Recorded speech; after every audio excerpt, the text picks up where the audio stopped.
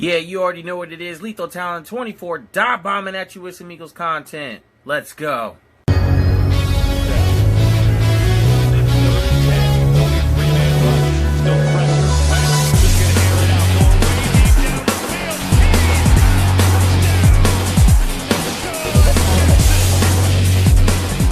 Yeah, it's your boy coming back at you with another video here, and I'm just going to give you guys an Eagles update, let you know what's going on, and, we're going to cover that here, so we're just going to jump right in it.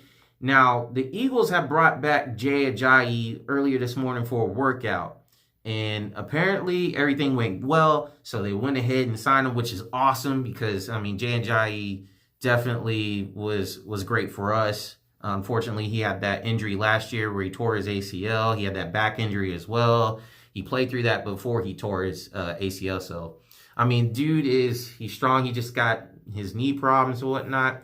But hopefully, we all know at this point and at this juncture that, he was working out. He's been keeping his body in shape. So, that's good news that we went ahead and brought him back. That gives me a lot of confidence in this move that they made. So, knowing that he's going to be fresh, he's coming in at the second part of the year. So, this is good, especially, not only with the Darren Sproles injury, but, as you guys saw with the Jordan Howard shoulder issue, whatnot. So, and as far as Darren Sproles, my thoughts on this is he just needs to go ahead and hang it up. The hip flexor is basically a torn muscle in the hip, and that's what caused him to be out for the season. So, and the Eagles released this statement right here that tells you everything you need to know. But really, Darren Sproles needs to go ahead and retire. He needs to, at this point, we got him his Super Bowl ring. I know his dream is to play in the Super Bowl, but, I don't think, and I think he knows this, his body's just not gonna, is not ready, or is not going to continue the wear and tear. It's not going to continue to hold out. You know what I mean? So he just needs to go ahead and hang it up. I'm glad that we got a Super Bowl ring for him, but at the same time, I know he wants it for himself. He wants to be able to play in it, but his body's just not going to hold up. So I think at this point we need to just go ahead, or he needs to just go ahead, retire, enjoy the rest of his life. I don't know about you guys, but, I'm sure you guys will too, will appreciate what he's done for this team and the Sproles Royce, the Mighty Mouse, the energy he brought and, the playmaking ability he brought to this team. So, shout out to him. Love you for life, but the Eagle for life, but, you got to hang it up, bro. He's just got to hang it up. So, that's pretty much it on how I have to say on Darren Sproles, but again, good luck to him. So, and then, Ian Rappaport had the video, whatnot on, had the report on Jay Ajayi. I got that for you, and I'm going to go ahead and show you this clip. So watch this clip as well. And I got a follow-up clip with you, or for you with Jay Ajayi. So let's go ahead and play that video for you. Now, we are expected to have a signing. Jay Ajayi, the top free agent available, and the former member of the Philadelphia Eagles who they traded for in 2017 and played so well for them until he tore his ACL in 2018. That is expected to be a reunion. I'm told the Eagles are deep in talks to sign Jay Ajayi back to their team. That is something that should be done today, actually should be done very soon. He worked out for them this morning and certainly does help make up for the loss of Darren Sproles, who is going to be out for the season. All right, so that was the video earlier today about how Ian was reporting that the Eagles had brought him in. Now, I got the video for you also that when Jay Ajayi signed his contract to officially make him a Philadelphia Eagle. So you guys enjoy that real quick. I'll show you that right now. What's going on, everyone? It's the J Train back in the building for another go-around. Eagles, let's fly. Hell yeah. All right. So, with Jay Ajayi being brought back, we know what he's capable of, right? So he played in the with us in the Super Bowl year via trade, right? We got him, and he balled out with us that whole year. He contributed a lot. And then his 2018 season with this, unfortunately, like I said about the injuries before, that came. But the glaring issues that Jay Ajayi had when he was here was, one, his his breakaway speed, his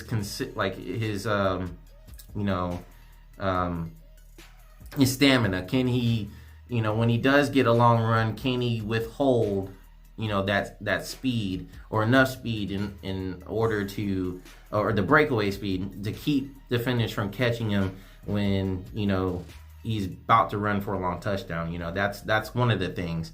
And then we all know about his, like I said, his knee issues or whatnot. But also one of the things that he had trouble with was holding on to the ball or fumbling and catching the ball in the backfield, right? So those were his issues. So hopefully in the offseason, when he was working on his craft, he improved on those, and now he can do it at a consistent basis. So, the sky's looking up in this running back course with Boston Scott and not in the particular order, but Boston Scott, Sanders, and then with him, Jordan Howard is out with that shoulder injury, like you saw his name on the list. If he's unable to go on Sunday, then Jay Ajayi is gonna have to step up. He's gonna have to ball out, because we're gonna need everyone's ball out. In this game against the Patriots. Also, while we're speaking of somebody being out, for the game on Sunday against the Patriots, unfortunately, Alshon Jeffery has been ruled out, right? Man, Alshon, since he's been with us, has not been healthy. He played that whole season, 2017 season. He played a whole season with I think it was his rotator cuff. Rotator cuff was torn, or he played with it. Regardless, he played with a shoulder injury, and he killed it that whole year. And this year, or last year, it was his ribs, and that could have been the contributing thing to, or reason why he didn't catch the ball in the playoffs against the Saints last year. And then this year it's his calf and his ankle. So I don't know. I mean, these guys are on a bye week, and I don't know what happened. You know what I mean? Like, maybe it's just not healing. It's not healing the way it should be, and so it's they decided to hold him out. So who's got to step up in his place? Well, what we've been told by Mike Groh and Doug Peterson is that JJ Artega-Whiteside is his backup. So JJ Artega-Whiteside is going to get his shot, and he has to step up. He has to prove that what we did this year was we went out and got him in the draft as a second round pick. He was the second of our 2 picks in the second round, right? So he has to prove to us that he's not a bust. And, and he's got to prove that to himself. He's got to go out there and ball, because we're going to need all the help we can get if we want any, or just even a decent passing game against the Patriots. Now, I know the Patriots have been more susceptible to the run, so our O-line, our running backs are going to have to do their part. They're going, like I said, everybody's got to step up. Everybody's got to ball. So, I mean, they just got to make sure they bring it, because it's like, not only JJ Artega-Whiteside, but who else is going to step up? Can Jordan Matthews step up? Can he play a pivotal role in moving the ball or helping this offense, into position to score? You know what I mean? Can Nelson Aguilar, can he step up his game? Can he stop dropping balls and stop fumbling them when he's not even touched? You know what I'm saying? No fumbles. We got to play a clean game, penalties, all that stuff on the offensive side and the defensive side. We got to be as near as perfect as we can be. And we have to be that way against the Patriots, because that's the only way we're going to beat them. You know what I mean? So, we got to play that. We got to play that way. It's got to be dang near perfect football. So, and then it's like this, who is Stephon Gilmore going to take away from us? You know what I'm saying? Because it's really, at this point, I mean, compared to the rest of the league, it's really not that much. You know what I'm saying? They don't really have to do much. So the Eagles are going to have to like basically just, like I said, they're going to have to move their offense, and they're going to have to do it on the ground by running the ball. And they're going to have to use Zach Ertz and Dallas Goedert, probably 12 personnel, and, try to move the ball that way. And, the Patriots are going to try to take away that and force us to pass. So, our offensive line, all those guys, they got to be on point. You know what I mean? So if they're on point, I could look for us to move the ball, and get in scoring position. And hopefully we take advantage when we're in the red zone. And, we gotta bring it. We gotta bring it. We cannot let the Patriots overwhelm us. Every time we face the Patriots, we feel like that because they're usually the better team. And even with Chip Kelly and Sam Bradford, we beat them. Even when we did it with a backup quarterback of Nick Foles in the Super Bowl. What can we do to them this year? Can we take advantage of their weaknesses? Doug has been excellent against really good teams that everybody thinks that they're going to beat us, and we end up winning, right? So we got to do that. We got to come out the gate. We got to fire. We have to have a good game plan, and I believe Doug is going to be ready when it's time. When it's time to get this team ready to play, Doug's gonna definitely bring it in. We just gotta have faith. You know what I'm saying? We gotta have faith. So, I ain't singing no George Michael song. I'm not doing that. Nah, you can go listen to it if you want to, though. Now, this defense, right? This defense needs, the pass rush in particular, needs to get to Tom Brady. All right, this defense needs to get to Tom Brady. If we could do that, we could force him into making mistakes or whatnot, then it'll be good. Now, as far as the secondary goes, who are we going to take away? We got to take away Edelman, because Edelman is like Brady's security blanket. Now, Sanu definitely is a great receiver or whatnot, but I think he's easier to stop than Edelman, right? So, because Edelman, before you know it, they got gadget plays coming from him, and like they did against us in the regular season game with Chip Kelly, and also the Super Bowl, right, where Tom Brady dropped the pass.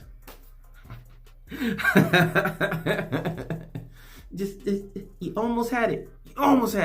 But we do gotta watch out for that, and we don't want to see that again.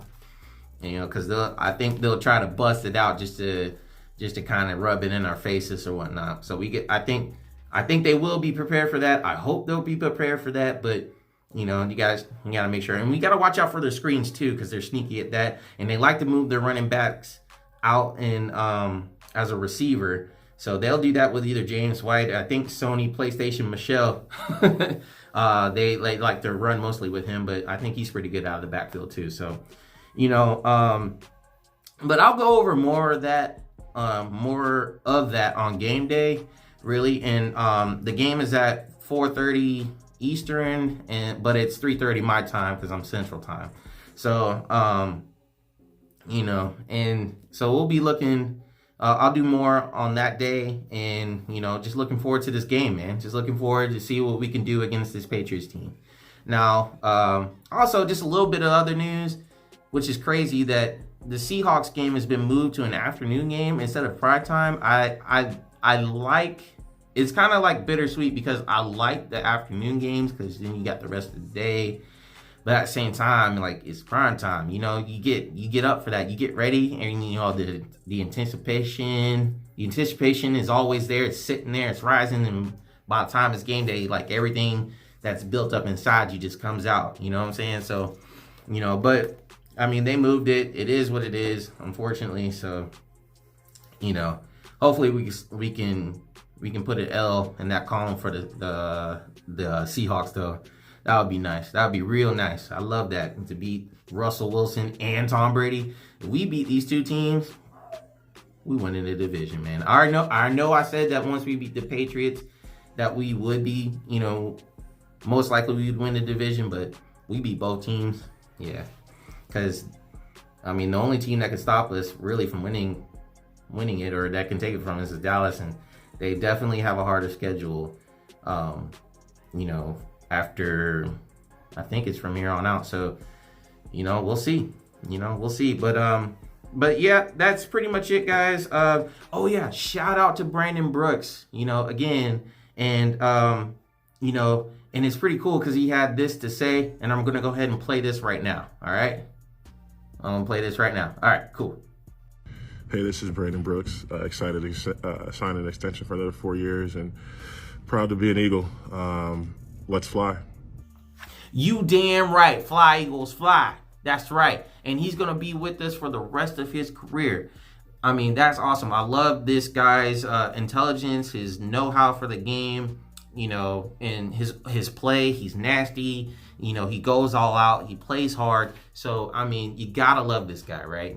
This guy is awesome. So, Brandon, heck yeah. And, looking forward to seeing you playing with us for the duration of your career. We know you're going to, or at least I feel that you're going to be balling until, right into your 30 or your mid 30s. So, looking forward to keeping you. Glad you're going to be here for a minute. Now, I also got a video clip of Malcolm Jenkins, and he was in an interview, and he was talking about Carson Wentz and his leadership. And I think a lot of people just, especially the Folesians, right? The people who are pro Foles, saying, or even Max Kellerman, that idiot that he's talking about how Carson Wentz is not a leader. These guys don't want to ball out for him. Now, I mean, I think that there were a couple of things that Carson Wentz definitely had to work on. He alluded to this.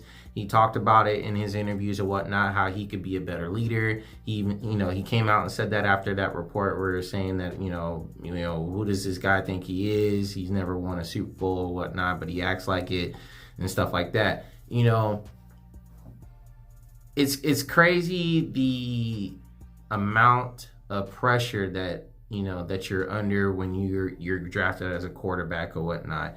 And you have a quarterback that's been in the league for years that didn't have that kind of pressure because he wasn't a number one draft pick. You know what I'm saying? I believe Nick Foles was a 4th round draft pick. But regardless, Nick didn't have that kind of pressure like Carson Wentz did, right? And then when Nick took it to the house and got us that championship, every one of those guys got us a championship, really.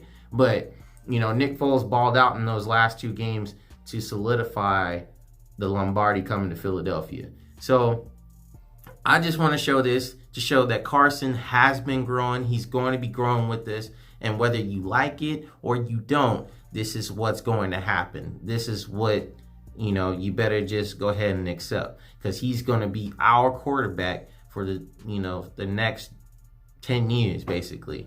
So, we got to ride with who we got. And, riding with Carson Wentz, I'm all about that. I'll go to back for him. He's our quarterback. And, we're going to root for him, because the guy in Jacksonville, he did something special for us. But at the end of the day, he's no longer an Eagle. So I just want to show you guys this clip of what Malcolm Jenkins, one of our defensive leaders, thinks about Carson Wentz and his maturity as a leader. Take a look. You have seen Carson Wentz's evolution as a quarterback, as a leader, really been around for his whole journey. Mm-hmm. As one of the leaders of the defense yourself, how have you seen him evolve as a leader this year? Well, I think, for him, I think he's just come out of his comfort zone a lot more. He's grown. He came into the league not having to really be a leader. Most quarterbacks, they slap the sleeve in your chest and, force you to be a leader. But he came into a locker room that had a lot of veteran leadership already. And so he was able to just come in and focus, completely on football. He's somebody who really enjoys the simple life, like wants to live in the country, hunt, play, have fun with his dogs and stay in the house and be to himself. But, every now and then, I think we've seen him this year, go to dinner in the city with some of the teammates and, just really be more engaging. And that just comes, it might not be something that's natural to him. But he's doing it more because I think he understands the significance of his role on the team and what that means to have your quarterback really out in front. So you think that's like helping with kind of just people looking at him like he is that leader? I think him so. Doing those little extra things. Yeah, but it's also one of the things like in our team we want it to be organic. Like we don't just crown you a leader because you're a quarterback. We want you to be yourself in whatever way that is. So we don't need you to all of a sudden feel like you got to give a speech every day or speak out in front of the team. If that's not what you do, it's not what you do. I think he's learning how to, continue to be himself and do what's, important to him, but also really service kind of the needs of the team.